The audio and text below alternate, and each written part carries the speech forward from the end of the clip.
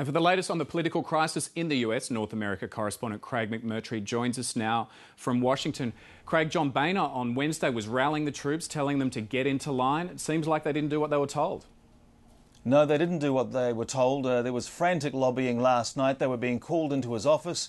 Some of the Conservatives were telling reporters that they were going away to pray on it.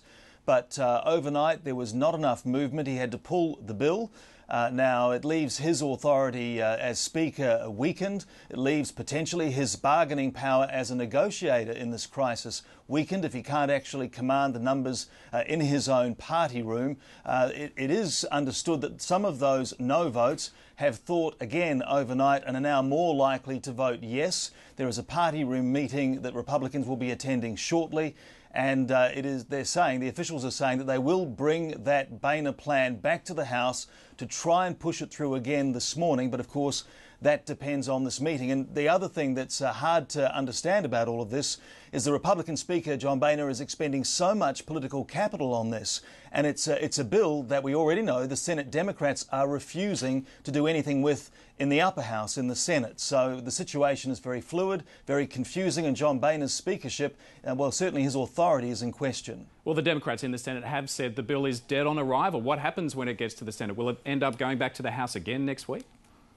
Well, there are lots of scenarios in play here. One suggestion is if it all gets terribly bogged down, they might just decide to cut the deficit reduction measures away from lifting the debt ceiling and do that temporarily for a week, 2 weeks, just to avoid this August 2 deadline. You're right, the Senate Democrats have their own plan, which won't get anywhere in the House. So the view is that the Senate leaders will sit down to have a negotiation to try and come up with some sort of compromise on the weekend. And if that goes back to the House, if there is a compromise, John Boehner could find himself in the unenviable position of trying to push through some sort of compromise that nobody really likes, relying on moderate Republicans and moderate Democrats, because the Conservatives certainly won't be on board. And Craig, meanwhile, President Obama is very silent on this issue. It's almost like he's a bit player in the whole deal here.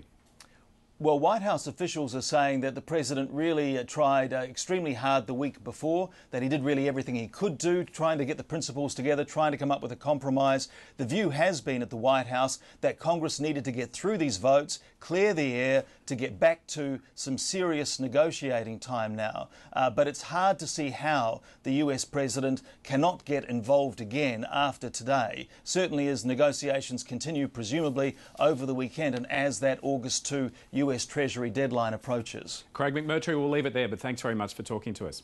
Okay. Thank you.